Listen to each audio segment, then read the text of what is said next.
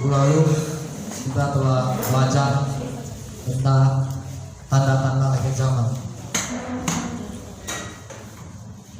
Akhir zaman tiba, tapi Tuhan telah mempersiapkan kepada kita bagaimana deru ombak laut itu ketika Tuhan datang, Tuhan justru akan menghentikan deru ombak itu.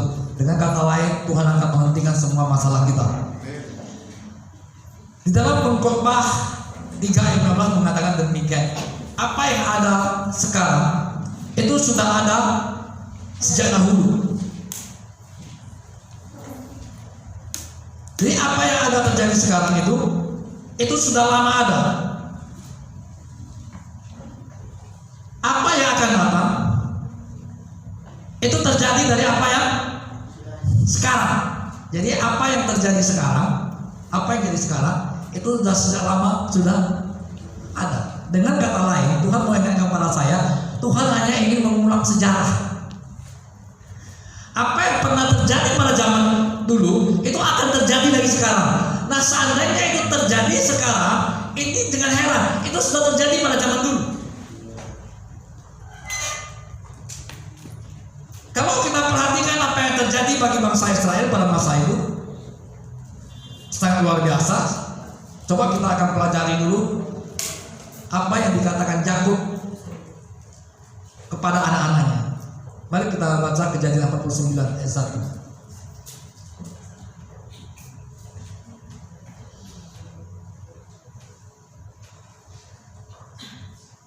Jadi garis bawahi apa yang terjadi sekarang itu sejak lama sudah ada ya. Mari kita baca bersama-sama 3, 2, 1 ya. Kemudian Yakub memanggil anak-anaknya dan berkata, datanglah aku kumpul, supaya aku beritahukan kepadamu apa yang akan kamu alami di kemudian hari. Jadi Yakub memanggil anak-anaknya. Jadi 12 suku bangsa Israel itu diambil dari nama anak-anak Yakub, ya, garis bawahi itu. Lalu sebelum Yakub mati, dia panggil anak-anaknya supaya aku memberikan supaya kamu tahu, aku beritahu kepada kamu, aku akan beritahu kepada kalian apa yang akan terjadi dalam kehidupan kalian. Dengan kata lain, Yakub sudah tahu apa yang akan terjadi kepada anak-anaknya itu. Nah, Bapak baca nanti di rumah dari satu semua itu cerita tentang satu persatu. Yakub memanggil anaknya, kamu nanti akan seperti ini, nanti anakmu akan seperti ini, kamu akan seperti ini. Nah, ada satu yang menarik, yang namanya anaknya Asher. Jadi dari sekian anaknya itu bilang sampai kepada Asher satu nih. Ya, satu-satu dipanggil. Sampai keluar Ruben, dipanggil Yehuda, bla semua, sampailah kepada Asher. Nah, apa yang dia katakan kepada Asher? Ayat 20.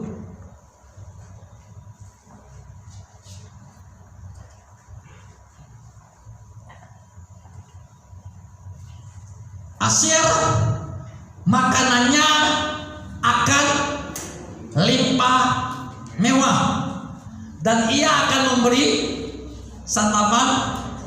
Jadi ada satu keistimewaan bagi Asher, bahwa Asher akan mempunyai makanan yang limpah dan bukan hanya limpah tapi mewah. Dengan kata lain adalah makanan yang lezat-lezat. Bahkan dia memberikan makanan kepada raja-raja. Ya, raja-raja pemakan dari Asher. Jadi Asher menjadi orang yang sangat penting.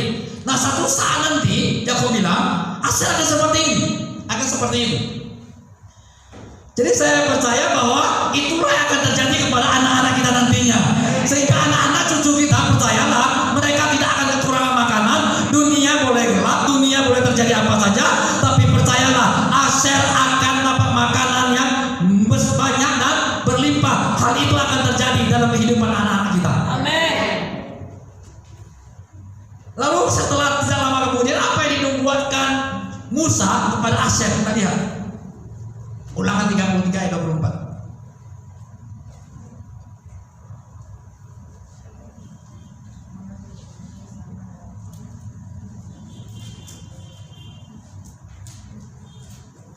tentang Asher, ya, tentang Asher. Jadi Musa bernubuat tentang Asher. Tentang Asher ia berkata, diberkatilah Asher di antara anak-anak lelaki.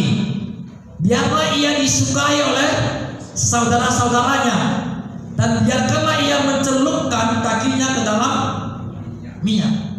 Nah, jadi ada satu nubuatan kepada Asher bahwa satu saat nanti kakinya akan dicelupkan kepada minyak. Dengan kata lain, di daerah Asher nanti akan kelimpahan minyak dan gas bumi, kira-kira seperti itu. Tapi kenyataannya di negara Timur Tengah sana, semua negara Timur Tengah, Kuwait, Iran, Arab Saudi, Saudi Arabia, daerah sana semua, itu semua kekayaan mereka dari minyak. Ya, saya nggak tahu Qatar banyak minyak apa? Banyak ya? Hah? Nomor 1. Jadi negara Timur Tengah itu semua kelimpahan minyak. Anehnya Israel adalah salah satu negara Timur Tengah, betul enggak? Tapi Israel tidak ada minyak. Sementara nubuatan ini mengatakan Israel akan kelimpahan minyak. Nah, ternyata di tahun 2009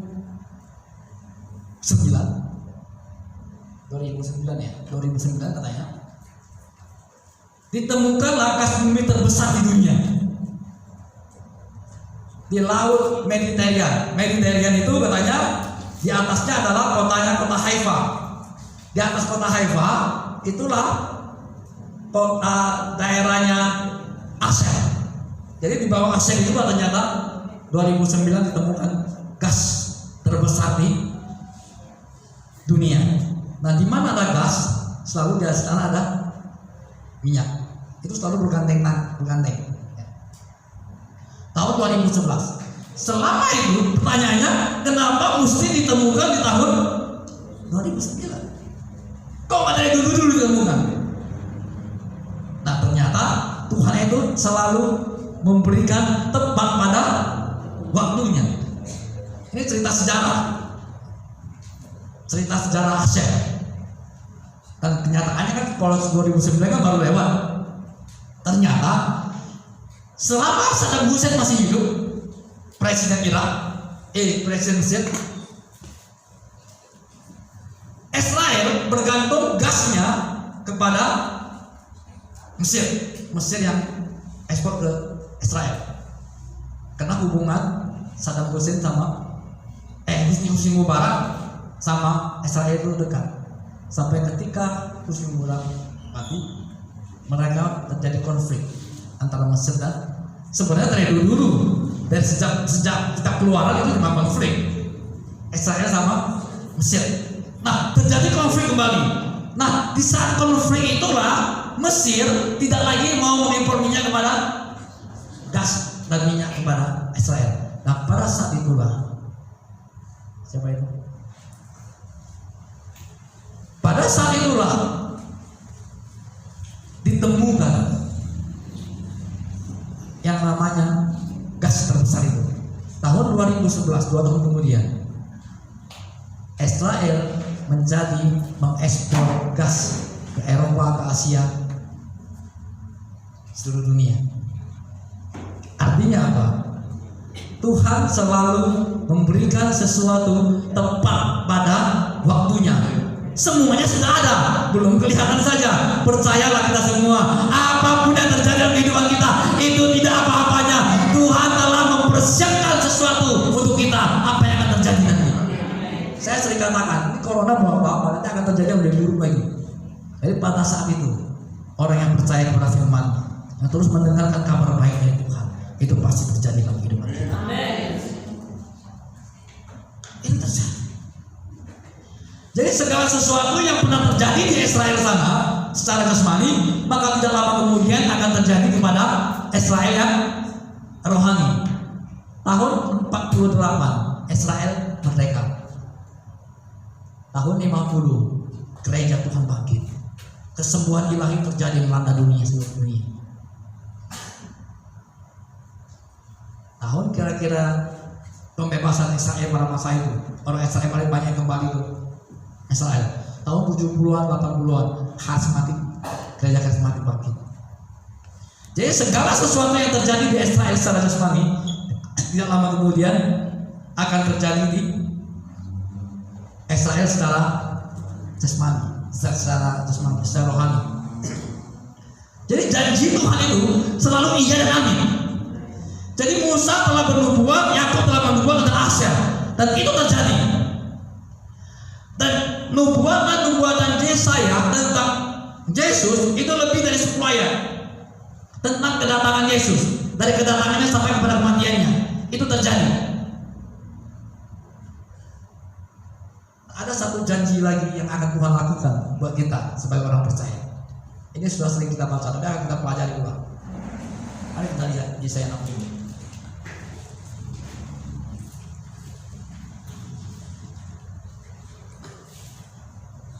Ingat ya, Tuhan itu hanya mengulang sejarah, ya. Yang sekarang ada, dulu sudah. Jadi yang sekarang ada, dulu sudah ada. 1 dan 2. Mari kita baca bersama-sama doa ini. 3, 2, 1 ya. Bangkitlah, menjadi teranglah, sebab terangmu datang dan kemuliaan Tuhan terbit atasmu. Sebab sesungguhnya kekelaman menutupi bumi dan kekelaman menutupi bangsa-bangsa, tetapi terang Tuhan terbit atasmu dan kemuliaannya menjadi nyata atasmu. Tidak kebetulan lagu tadi tentang ini. Nggak ada janjian ini sama kami, nggak ada. Saya percaya ini Tuhan ingin meneguhkan firman itu hari ini. Dan di mana kita benar-benar mempercayainya, percayalah apapun yang akan terjadi di dunia ini akan mempengaruhi hidupmu. 1000 boleh berapa di sebelah sisimu, 10.000 di sebelah kananmu, itu tidak akan menimpa kamu.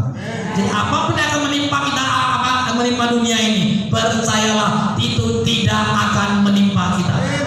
Alkitab berkata, sebab sesungguhnya kekelaman akan menutupi bumi, kekelaman menutupi bangsa-bangsa. Nah, saya percaya saat ini, setengah tahun terakhir ini benar-benar sungguh-sungguh kekelaman menutupi bumi. Jadi bangsa-bangsa mengalami kekelaman, kegelapan menutupi bumi. Kalau kita perhatikan, ini benar-benar sudah terjadi. Di mana-mana orang terkurung di rumah, takut berhadapan, takut ketemu orang, terkurung semua. Tapi Alkitab mengatakan terang Tuhan terbit atasmu. Di mana ada kegelapan, maka terang Tuhan itu akan terbit. Kenapa? Karena di dalam kegelapanlah terang Tuhan itu lebih nyata. Di mana ada kegelapan, disitulah lebih gampang untuk melihat terang. Kalau hari ini, siang ini, tiba-tiba Bapak Cindy menghidupkan sebuah lilin kecil, gak ada apa-apanya. Beda seandainya ini lampu kita matikan semua jam 12 malam, lalu ada hidup lilin kecil, dan lilin kecil itulah akan menerangi suasana, dan terang itu akan nyata. Dengan kata lain saya mau katakan, ketika kekelaman menutupi bumi, kegelapan menutupi bumi, maka terang Tuhan akan terbit atasmu. Dengan kata lain, ketika kekelaman menutupi bumi, semua orang lagi memikir kekacauan, semua orang kekelaman, percayalah terang Tuhan terbit atasmu. Dengan kata lain, engkau akan menjadi fokus. Orang-orang, mata semua orang-orang, mata semua bangsa-bangsa akan tertuju kepada gereja Tuhan, karena di situ ada terang. Karena orang akan melihat. Selama ini kita melihat gereja, walaupun di sebelah rumah, kita lihat itu. Tapi ketika nanti benar-benar kegelapan benar-benar terjadi, maka orang akan melihat terang Tuhan. Kapan terjadi? Ketika memang kekelaman menutupi bumi, kekelaman menutupi bangsa-bangsa. Pada saat itulah terang Tuhan mulai kelihatan. Pada saat itulah orang akan melihat engkau berbeda.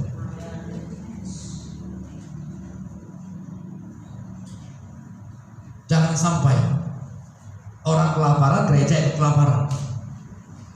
Apa bedanya dengan mereka? Kapan perbedaan itu nampak? Ketika dunia mengalami kegelapan. sebelum bangsa Israel keluar dari Mesir, pada malamnya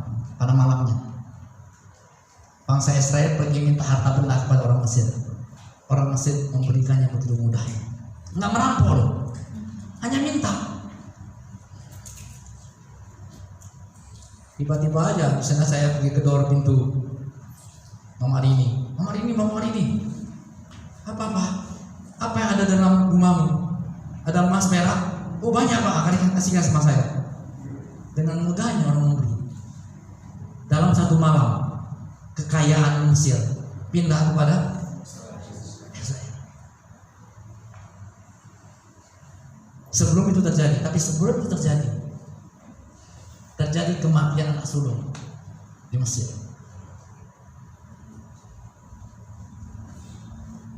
Semua orang yang tidak percaya Tuhan pada saat itu, yang tidak percaya Tuhan, mengalami kematian anak sulung. Tapi sebelum kematian anak sulung itu terjadi, Tuhan pesan kepada bangsa Israel, masuklah ke rumah. Nah hari ini kan pemerintah suruh kita masuk ke rumah, betul enggak? Jangan keluar dari rumah. Masuklah ke rumahmu, potonglah domba, ambillah roti, betul enggak? Oleskanlah darahnya di ambang atas, kiri, kanan. Berarti bicara salib. Pada malam itulah mereka merayakan Paskah. Semua orang yang tidak ada darahnya di atas, kiri, kanan, di dalam rumahnya, setiap orang yang gak ada, semua mengalami kematian anak sulung. Hanya orang yang percaya kepada Tuhan, yang merayakan Paskah, yang selamat, yang tidak mengalami kematian anak sulung. Sebelum kematian anak sulung, ada sebuah tulah. 3 hari 3 malam Mesir mengalami kegelapan. Gelapnya itu luar biasa. Alkitab mengatakan gelapnya itu sampai antara satu dengan yang satu tak kelihatan. Itu gelap sekali. Dan bukan 1 malam, 3 hari 3 malam.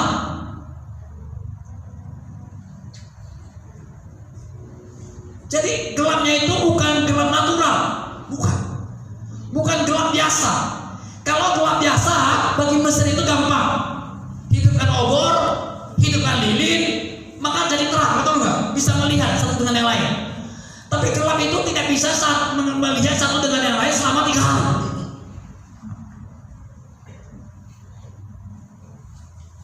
Yang luar biasanya adalah di rumah orang Israel ada terang.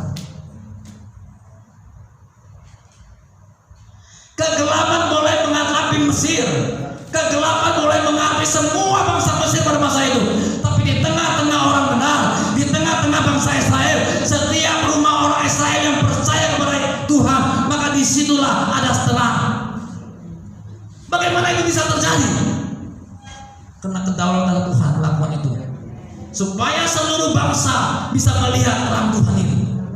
Dan saya percaya semakin gelap dunia ini, semakin kelam dunia ini, maka percayalah terang semakin kelihatan, terang gereja akan semakin lihat. Sehingga orang akan mengatakan, aku butuh gereja, aku butuh firman Tuhan, aku butuh engkau, aku perlu engkau mengajari aku dengan jalan-jalan Tuhan. Saatnya akan tiba, bangsa-bangsa akan berduyun-duyun pergi ke rumah Tuhan, dan mereka berkata, hanya di rumah Tuhan ada pengajaran. Saatnya akan tiba, orang butuh gereja. Sebelum orang butuh gereja, mari kita bertekun dalam Tuhan.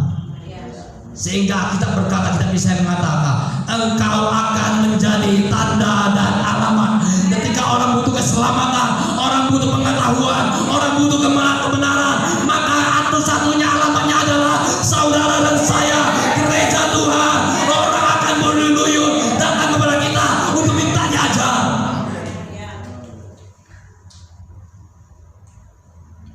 Saatnya akan tiba itu akan terjadi.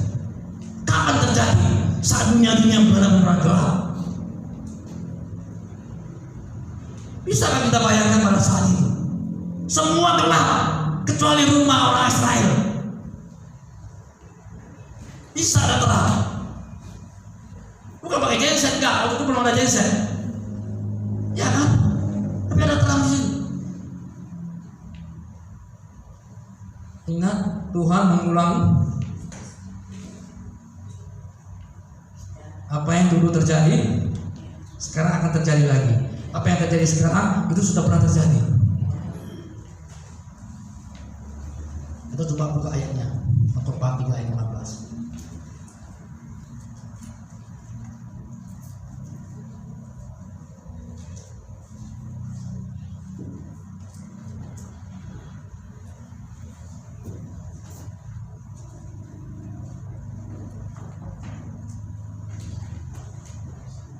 Yang sekarang ada, dulu sudah ada. Yang akan ada, sudah lama ada.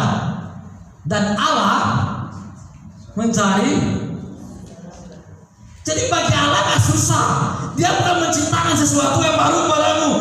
Dia ambil saja yang sudah ada. Dia cari yang sudah ada itu, yang pernah terjadi, dia berikan kepadamu. Nggak susah berapa. Dia mencari yang pernah terjadi dulu. Kalau dulu pernah terjadi kegelapan di Mesir 3 hari dan gak ada terang, di rumah bangsa Israel terang, pada saat yang sama itu akan terjadi sekali lagi ketika kegelapan menutupi bangsa-bangsa, kegelapan menutupi bumi, dan kegelapan menutupi kota Medan. Percayalah, engkau akan menjadi terang di situ. Engkau akan terbit menjadi terang. Ketika itu terjadi, langkah berikut yang dilakukan Tuhan adalah ayat 3. Yesaya 60 ayat 3.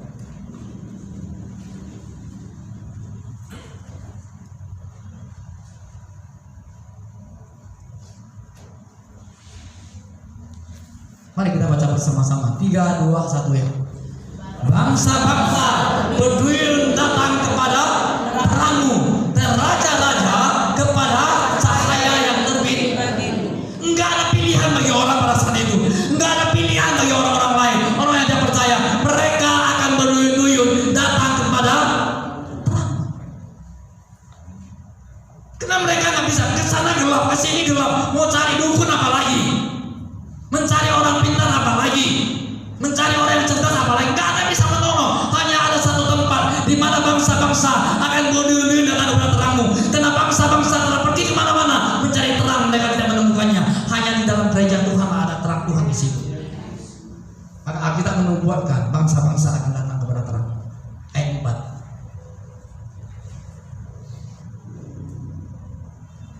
Mari kita baca bersama-sama. 3, 2, 1 ya. Angkatlah mukamu dan lihatlah sekeliling, mereka semua berhimpun kepadamu. Anak-anakmu laki-laki datang dari jauh, dan anak-anakmu perempuan digendong. Ayat 5. Pada waktu itu engkau akan heran melihat dan berseri-seri. Engkau akan tercengang dan berbesar hati, sebab kelimpahan dari seberang laut akan beralih kepadamu, dan kekayaan bangsa-bangsa akan datang kepadamu. Percayakah kita bahwa ini akan terjadi sekali lagi? Dalam satu malam, kekayaan Mesir pindah.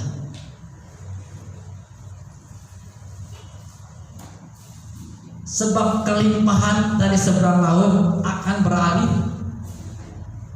kepadamu. Beralih itu namanya pindah tempat. Beralih dia. Kekayaannya beralih. Jadi kelimpahan itu dari seberang beralih. Jangan tanya caranya bagaimana. Percayalah, saya tidak punya cara. Kalau saya punya cara, saya nggak butuh Tuhan. Kalau orang dunia sana punya cara pakai pistol. Kita kan nggak boleh pakai pistol untuk membinakai orang. Tapi kedaulatan Tuhan bisa melakukan itu. Kalau Tuhan dulu pernah memindahkan kekayaan Mesir kepada bangsa Israel, saya percaya apa yang pernah terjadi Tuhan akan ulang sekali lagi. Yakub, kekayaan Laban itu pindah kepada Yakub. dengan cara yang ilahi. Pertanyaannya, seberapa kita yakin bahwa ini akan terjadi sekali lagi? Tanda-tanda kapan itu akan terjadi? Semakin gelap dunia ini, semakin kelam dunia ini, maka semakin itu akan terjadi. Kegelapan menutupi bangsa-bangsa. Artinya apa? Akan terjadi kematian massal yang sangat luar biasa. Pada saat itu, orang akan teriak-teriak kepada Tuhan. Bahkan orang ateis sekalipun yang katanya nggak percaya Tuhan, ketika masa itu terjadi, ketika ayat ini digenapi, orang ateis pun akan berkata, Tuhan, tolong kami.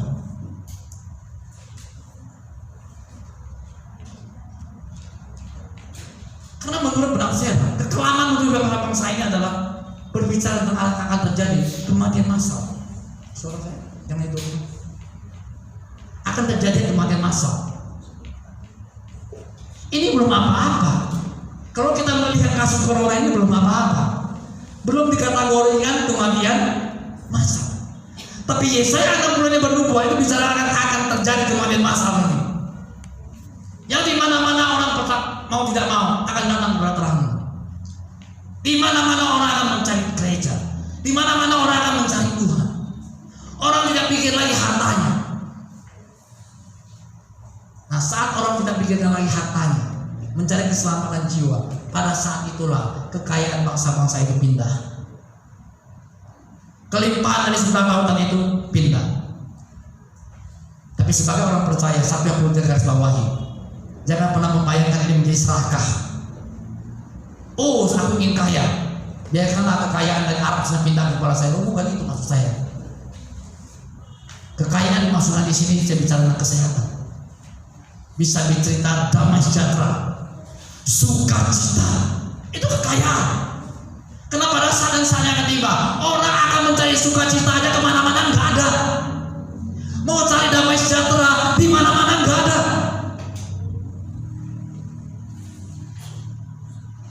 Pada saat itu orang begitu melihat wajahmu, semua orang lagi mengalami nggak bisa bicara dengan senyum, tapi engkau masih bisa berbicara dengan senyum. Engkau masih tetap bersukacita. Bukankah semua orang ingin hidup seperti kamu hidup? Pada saat itulah Alkitab katakan yang di ayat 8, engkau akan menjadi tanda dan alamat. Enggak ada tempat untuk mencari itu kecuali datang kepadamu. Enggak ada tempat kecuali datang sama Tuhan. Bukan engkau tempat, tapi engkau adalah alamat untuk mengantarkan mereka berjumpa dengan Tuhan. Nah, ketika perjumpaan itu terjadi, apa yang terjadi? Maka damai sejahtera, sukacita, hari depan yang penuh harapan bangkit kembali. Karena ada aturan Tuhan nyata atas hidup. Seharusnya semakin gelap dunia ini, semakin kacau bangsa kita ini, semakin gigih kita datang kepada Tuhan. Semakin ngotot kita sama Tuhan. Saya nggak bisa bayangkan saat ini benar-benar terjadi. Tapi pasti terjadi enggak? Pasti. Hanya kita nggak tahu kapan waktu itu terjadi. Tapi aku percaya itu pasti terjadi. Wabah semakin keren, ya semakin keren kan? Dari mulai demam berdarah dulu ya, masih bisa diatasi. SARS, apa namanya itu lagi, flu burung, lalu ada flu Spanyol. Itu kok kayaknya nggak seperti ini. Lockdown di mana-mana. Sampai kayak tadi kena lockdown di Qatar ya kan? Ya. Siapa si Dede kena lockdown di Dubai? Siapa Feby kena lockdown di Jerman? Bayangkan, di antara jemaat kita saja ada 3 atau 4 orang yang kena lockdown di luar negeri sana, yang jauh dari Indonesia.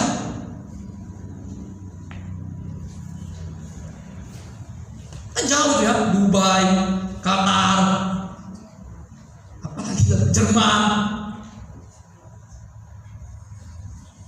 Jadi suatu peristiwa yang luar biasa memang. Tapi apakah ini akan berakhir? Enggak. Enggak.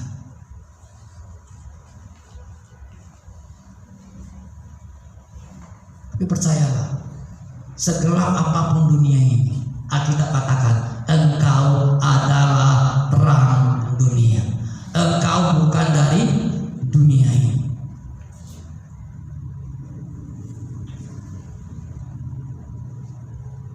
Semakin saya membayangkan Yesaya 60 ini, semakin saya berpikir, kapan ini akan terjadi?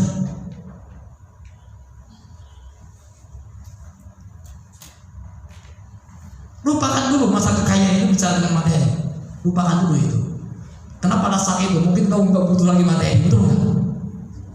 Justru orang yang punya materi merasa putus asa.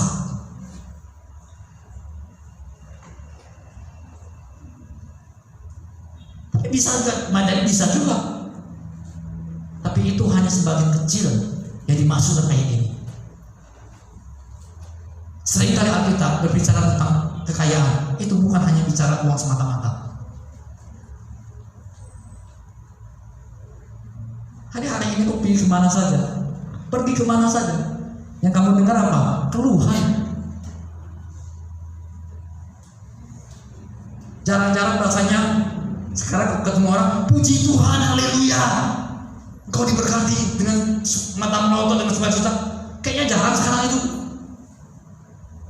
Ya Mama Kesia pajak bagaimana pajak? Bisakah begitu ketemu ada rasa sukacita lagi seperti dulu? Haleluya. Gak ada di mana-mana. Kenapa? Karena pikirannya sudah dipenuhi dengan kegelapan. Pikirannya dipenuhi dengan kekelaman. Tapi mulai hari ini saya mau katakan sebagai orang percaya, kita tidak sepantasnya seperti itu. Kita akan tetap bersukacita, kita tetap optimis, kita tetap percaya bahwa kita punya masa depan yang penuh dengan harapan. Anak cucu kita akan mewarisi negeri ini. Semakin gelap dunia, pada saat itulah orang akan melihat terang aku. Sampai orang butuh akan berkata, aku butuh engkau. Aku butuh cara hidup seperti engkau. Kita hanya berkata, hanya ada satu alamatnya, yaitu Tuhan. Caranya bagaimana? Aku akan menuntun engkau bertemu dengan Sang Raja di atas segala raja. Aku akan menuntun engkau, mempertemukan engkau dengan Dia yang menciptakan langit dan bumi, yang akan membawa engkau penuh dengan damai sejahtera, sukacita, hari depannya penuh dengan harapan. Itu janji Tuhanku. Tidak kebetulan saya mengatakan kau adalah tanda dan alamat. Saya percaya tak kebetulan.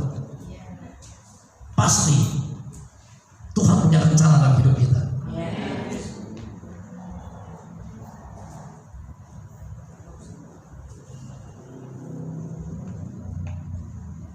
Saya rindu semakin ke depan ini, semakin gigilah kita kepada Tuhan. Semakin seringlah baca Alkitab. Sering saya pesankan ini. Sering membaca Alkitab.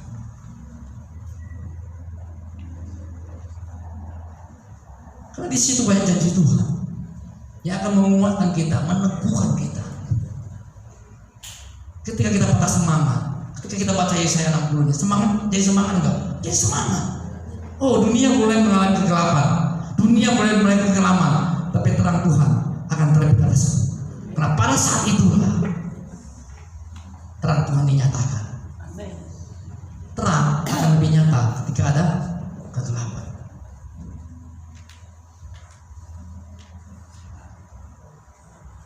Amos 8:11 mengatakan, saatnya akan tiba.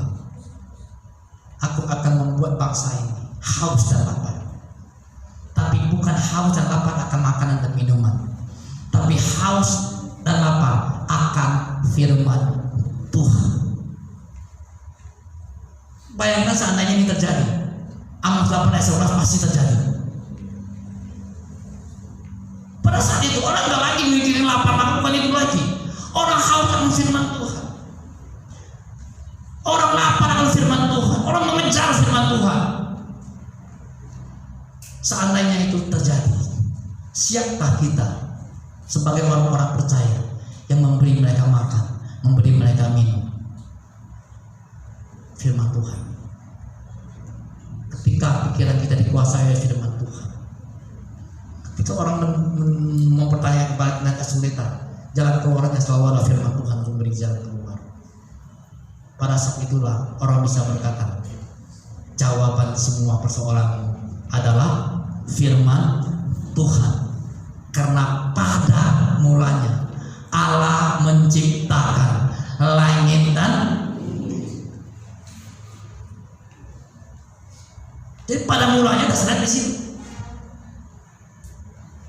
Kalau dia bisa dengan firman itu menciptakan dunia ini, alam dan semuanya itu, saya percaya untuk melakukan perkara-perkara besar dalam hidup kita itu mudah buat Tuhan. Yang menjadi sulit bagi Tuhan adalah kepercayaanmu salah,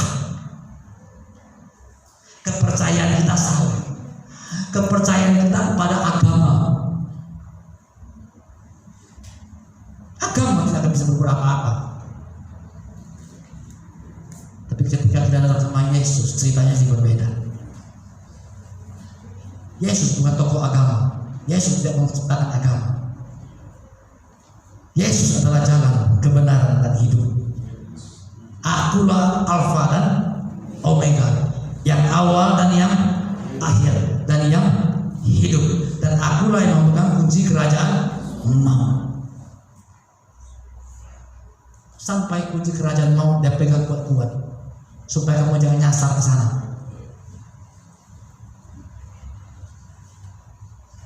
Dunia boleh mengalami kegelapan, dunia boleh kacau balau, tapi percayalah, damai sejahtera senantiasa turun atas kita semua.